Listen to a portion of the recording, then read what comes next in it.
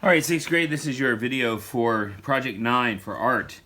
And we are looking at the background, some water paint, watercolor washes, they're called. And so it says, definitions here, a wash is a thin, watery coat of paint used to cover a large area. And so obviously in these, you don't have dark color in the blue area there or in the green area. Now, with my paints, and one of the things that I suggest, and of course it gives you some methods. It tells you what a flat wash is, used to cover an area with a solid color of one value, and a graduated wash changes smoothly from a dark to a light value.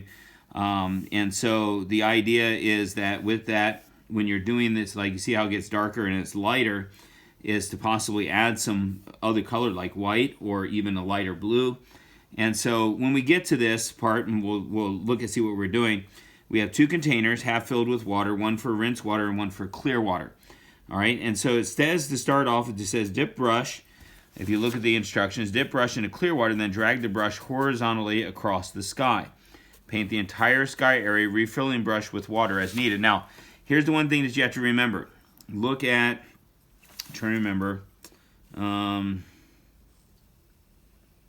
looking at, it was someplace I said, it says do not, don't soak it. You're just dampening it, and I can't remember where it was now. But anyway, so we're going to do that. Oh, here it is right here, right under number 1. It says paper should be damp but not soaked.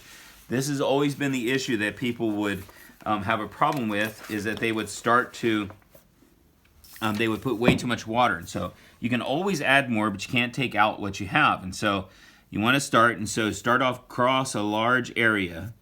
All right, just once, and you see how I'm getting it. It's getting wet, and you see even in, and you can overlap. It's not going to kill you to overlap on that mountain that's already there. And so I'm getting it damp. Okay, now this area has gotten very wet. You can see, but it's not too bad right now. And so I'm going to add a little bit more on some of these. There's a little bit drier area there. All right, and so I don't want it soaked. And that's exactly what I have done, is soaked it now. You can see where I've soaked it is right here. All right, so I'm not going to worry about that though, because it'll dry pretty quickly. All right, and so what I will do is I will then, it says to add, if you look at the instructions, while this one is drying, you can see it's already drying a little bit in between, is to add, let me get to it again. And then it says, paint entire sky, paper should be, all right, rub brush lightly on blue paint. Then drag brush across paper, painting dampened sky from dark value to light value. All right, and so we're going, this is what they're talking about, all right? They're talking about taking the paint. Now you see what I'm doing, I'm dipping it in there. Now, this is what they're talking about doing, but you see how it gets really dark there? So this is what I'm trying to get you to understand, is to use this area to get your paint to the color you want it, okay? So you can test it in your book. You can test it, to see what it's going to be like, and that might be a little dark, that might be a little light. It depends on what you want, okay? But right now, it's certainly better, and so maybe I need to add some water, and so I will add some water to that. That lightens it up, okay? So once I lighten it up, all right, and then you notice that those dark paints, it looks like we're gonna have, as you're doing the top to bottom, you'll notice it'll get lighter in the bottom. It should get lighter bottom automatically. Now, obviously, this part, I can rub it out, but because it's paper, it falls apart easily with all the water. So what you want to be careful of is that, add some more water, okay? Trying to keep it as consistent as possible, and so that's basically what I'm trying to do here, is keep it as consistent as possible. Trying to make that top part darker. All right, soaked up all that. All right, so my dark part's darker. Now, I'm gonna add a little bit of white just to make it, and let me wash here first and rinse. Okay, and I'm gonna put a little water here, and I'm gonna add some white to my blue. All right, so now, if I have the right, and I'm gonna test it, and so it looks about the same, but it's a little bit lighter, you can see. So I add a little bit more white just to make it a little bit even lighter than that. And now I'm going to do some of the bottom part here, and So you see it is lighter now than what it was. And now that's one way to do it. Another way is to use less blue. All right, you can see it's sort of gotten lighter there. This is going to be hard to get out, but it does come out if you keep rubbing it. Eventually, of course, you can see the paper's coming apart too. All right, and so that's the first part. And then the next part is to rub. Let's see what we have here on our instructions. It says, then it says, clean brush thoroughly, rinse and wipe it on a paper towel. And on the back side, the flat wash. Mix yellow and green paint. Dip brush into clear water 12 or more times. All right. This was my clear water at one time. All right. This is my wash. And it says to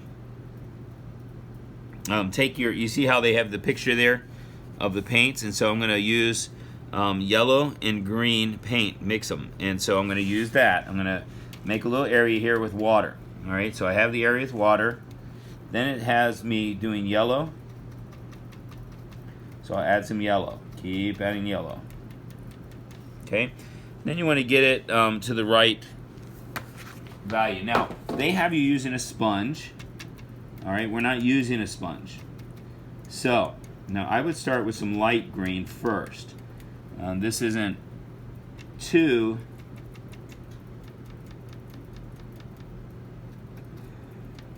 So it's getting yellowish, and maybe I'll use some dark green. There we go. All right. So now, again, I'm going to test it and just see how it looks as it's coming out. Now, that's a pretty nice colored green there. And so I'm not going to use sponges, even though this is a large area, but I do have paintbrushes just like this that are thick that you can use when it's your turn to do this. So again, I'm going to draw it across.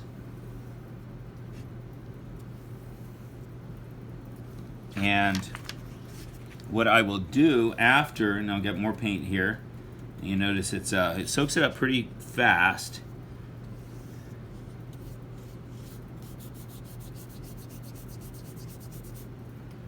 So add some more water.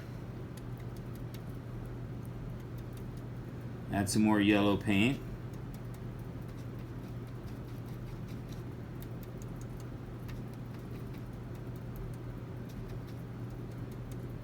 Add some more green.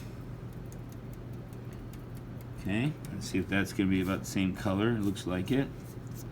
All right, and so draw that across.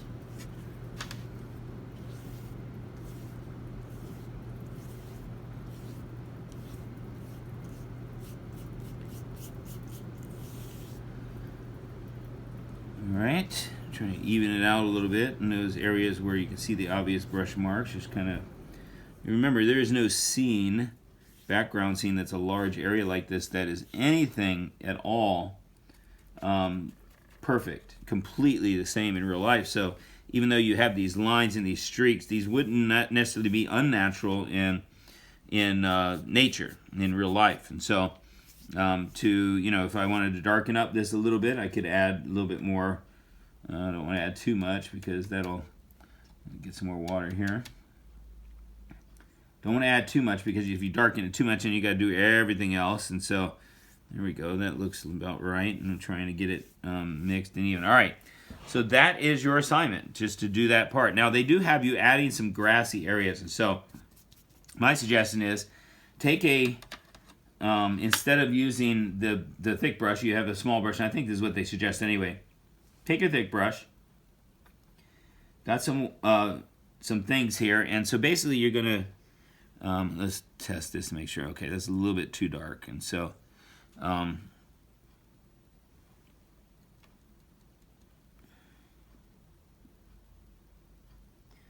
yeah, a little bit too, way too much water, and so I'm gonna wipe that off.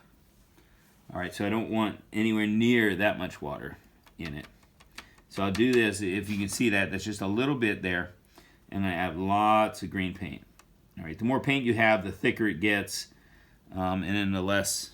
And so what I'm trying to do is add some little, and it's still too much water. I don't know if it's picking up so much water, but that's okay. Add some grassy areas.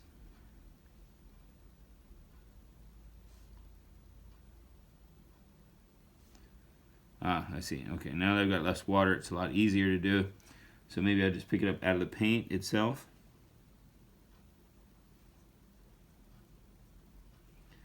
All right, so this looks a lot better. Of course, if you remember perspective, because you're further away, the smaller the little clumps become. Now what you're going to use this background scene for is for one of your future projects where you're going to actually do a house, a perspective house. A house that's drawn in perspective, and that will be glued to this one to make a nice scene with the background.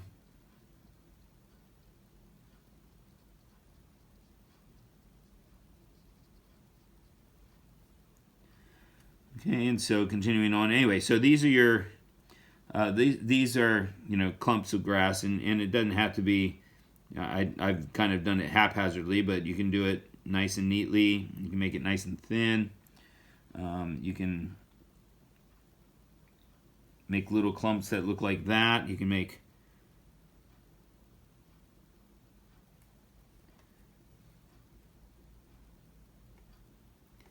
do this type of thing. All right, so that gives you the idea, and you have an understanding of what to do.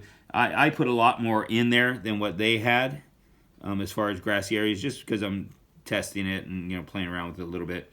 You don't need to put anywhere near, and probably shouldn't put anywhere as near, but if you do put them, make sure they're fairly consistent. I'm not doing it that way, but make sure they're fairly consistent. Use a thin brush like this one that I have here so that it can give you a good sharp image of the blades of grass that you have there that you're using. And so that gives you a better understanding of what you're supposed to do. All right, well, that's it. Have a good day. We'll see you tomorrow. Bye.